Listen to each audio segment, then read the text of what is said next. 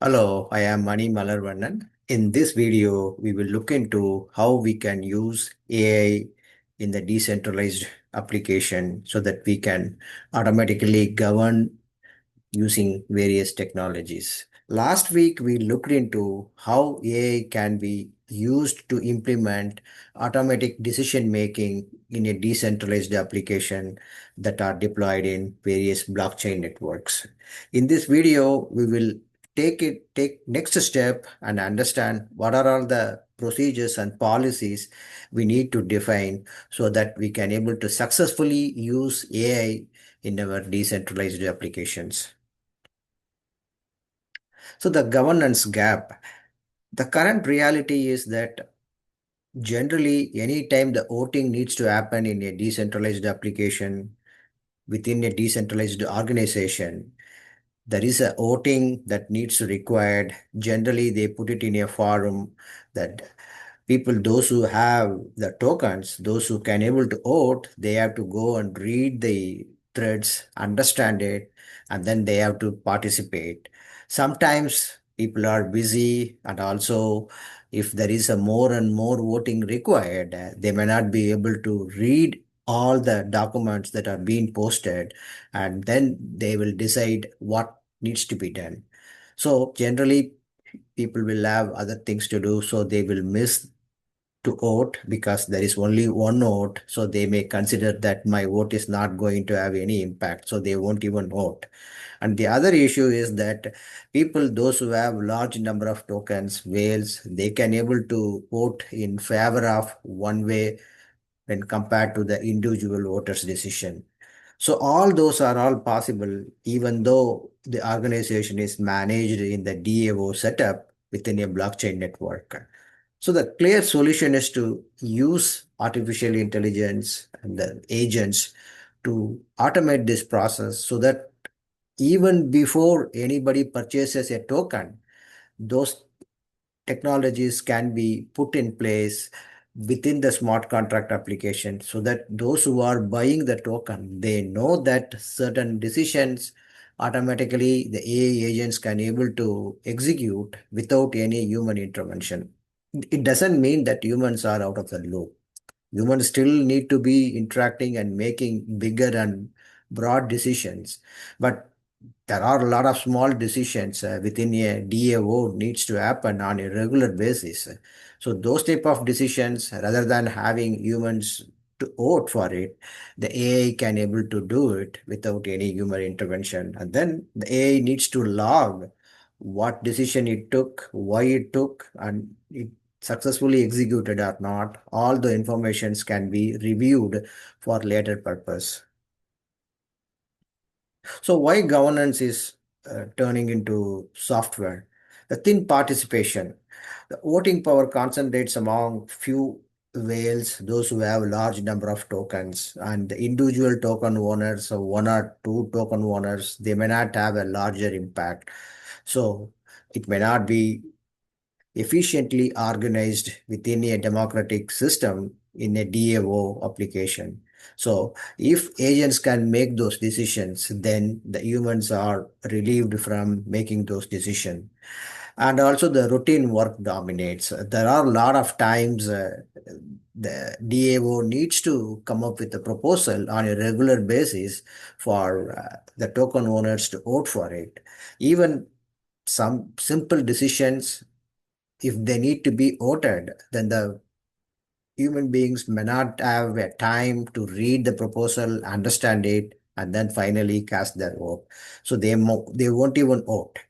So in that situations, it is better to automate it within the AI so that AI can take based on the predefined rules that are being set in the smart contract application. And then the impact over promises. Sometimes the retroactive public goods funding can happen where anybody who's trying to cast a vote, they may not get the benefits right away. So they won't even go for the voting purpose. So in those situations, it is better to automate those type of decisions within the AI agents so that agents can able to make decision on your behalf to make sure that the decentralized application can function without any issues. Okay, what is the core architecture in this DAO managed by the AI? So there should be the constitutional guardrails because you can't give agents the AI to go and do whatever it wants to do. So there should be a constitutional guardrails what the agent can do and what is the time frame on order to do it and what are all the things the agents needs to ask permission. So you need to set up those in the very beginning even before you issue the tokens for general public.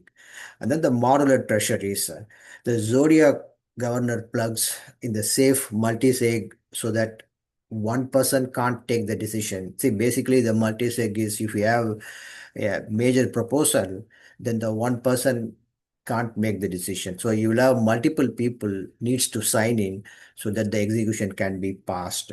So those type of strategies, if there is a issue, then if the issue can be resolved by an agent acting as a human, then that is possible to do it. Say, for example, in a typical scenario, there are vote needs to be happen, five votes needs to be happen, and one person is on vacation. If four people are signed, then the fifth person can be an agent and it can act on that behalf, on the user's behalf, and the resolution can be passed. And then another major issue the DAO can solve using the agent technology is the identity and Sable resistance. It's basically one person owns one token. Sometimes the wallet can be managed, one person can manage multiple different wallets and they can create a pseudo voting as if there are multiple different people. If we are going to make sure that that doesn't happen, then we need to have a Gitcoin passport technology incorporated into our DAO application so that we can able to verify whoever is purchasing the token or whoever is signing using their wallet, we can able to verify based on their license, based on their passport or whatever mechanism so that we know that whoever has the wallet, they are genuine person having only one vote for the DAO application. And then the AI policy agents. So you need to have the policy agents managing the policies. All those policies needs to be created in the beginning and that needs to be codified in the smart contract application so that the AI agent can use the data and then make decision based on the policies that are set in the smart contract application. So where the merger is already visible, see, there are a lot of use cases, the applications that are already started using AI agents within the DAO applications.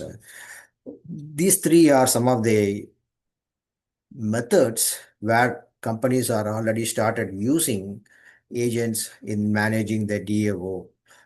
The funding, for example, if there is a issue that needs to be taken care on the funding side of it, then the agents can be used for that purpose. So it's a simple rule-based funding. They can able to do it. So, for example, if they need to manage certain threshold of blockchain tokens within their DAO, then the agent can able to do it. So it could be either buying more tokens, particular token, or reducing the token. So those type of decision the agent can able to take. And then the policy-driven treasuries. The treasury agents maintains a runway buffer.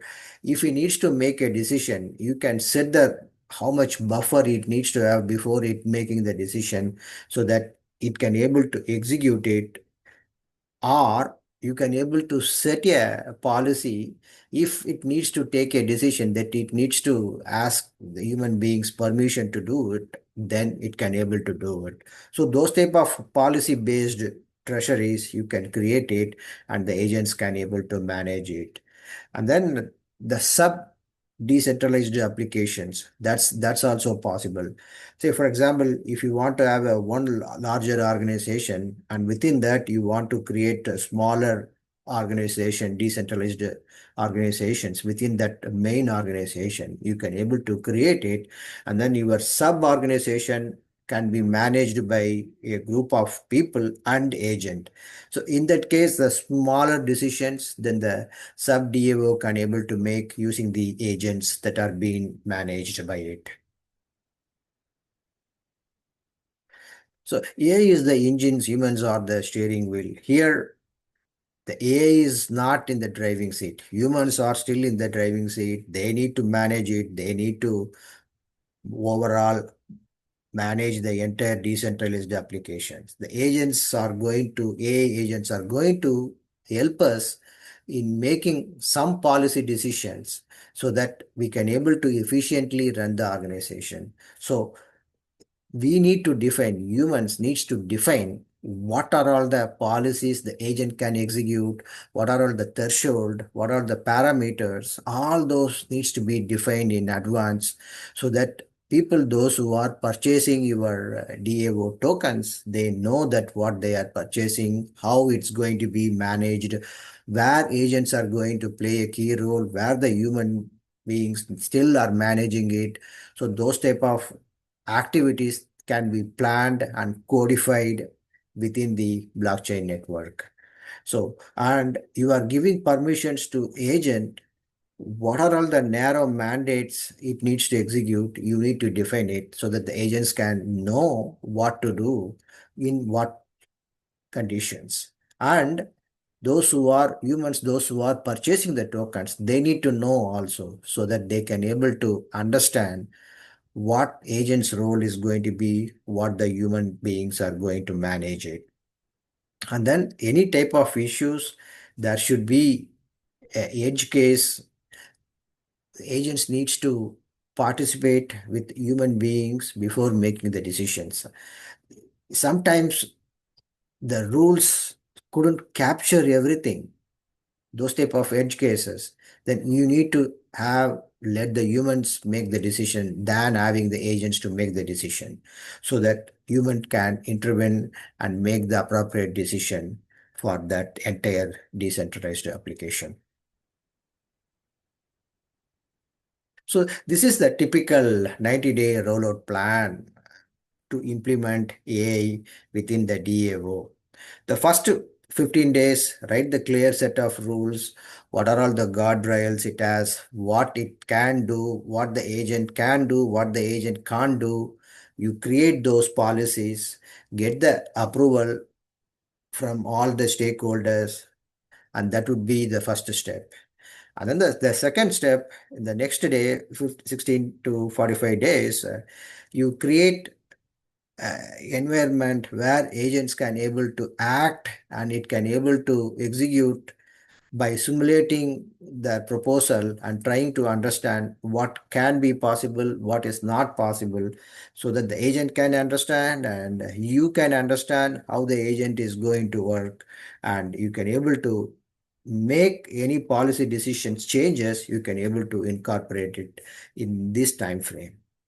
And then the next 46 to 75 days, AI proposes only.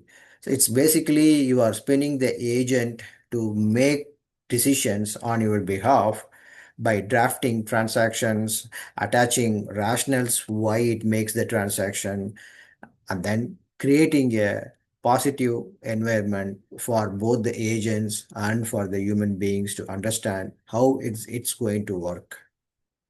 And then in the next 76 to 90 days, you are executing under the caps. Basically, the promote agent is going to execute based on the time frame you set, and it's going to publish monthly reports or weekly reports or daily reports, whichever way you define.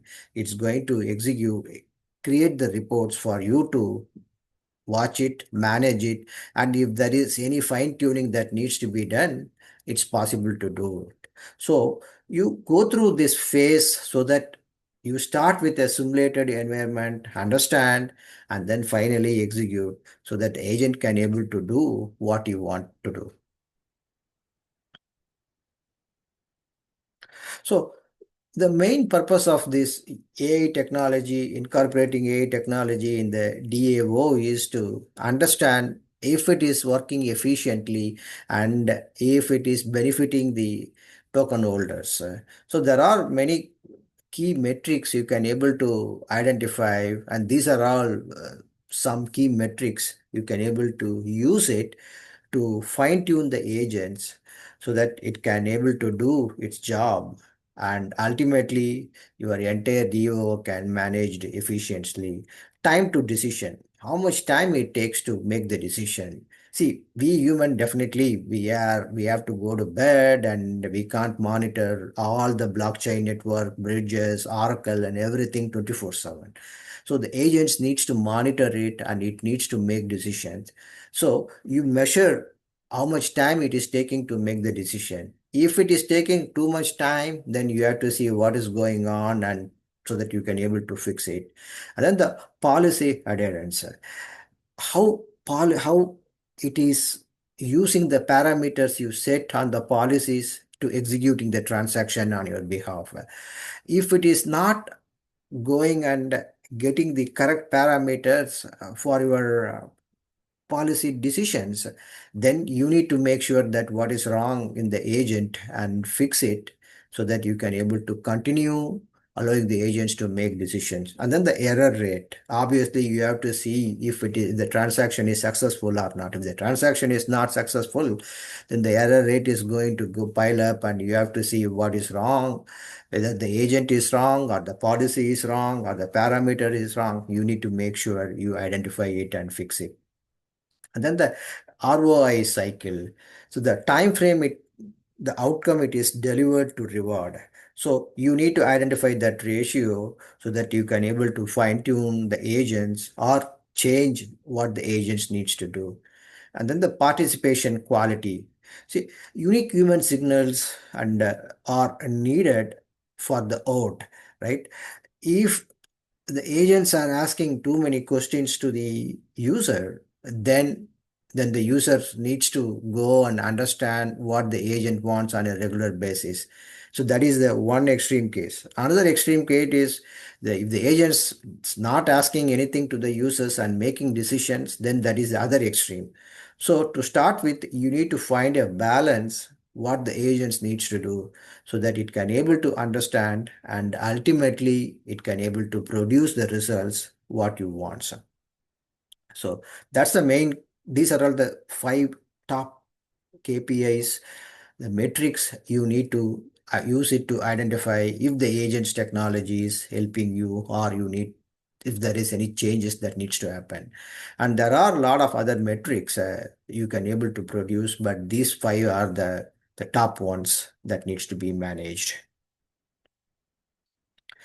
So that's all I want to discuss in this presentation. In the last couple of weeks, we have been discussing about how AI can be integrated into crypto.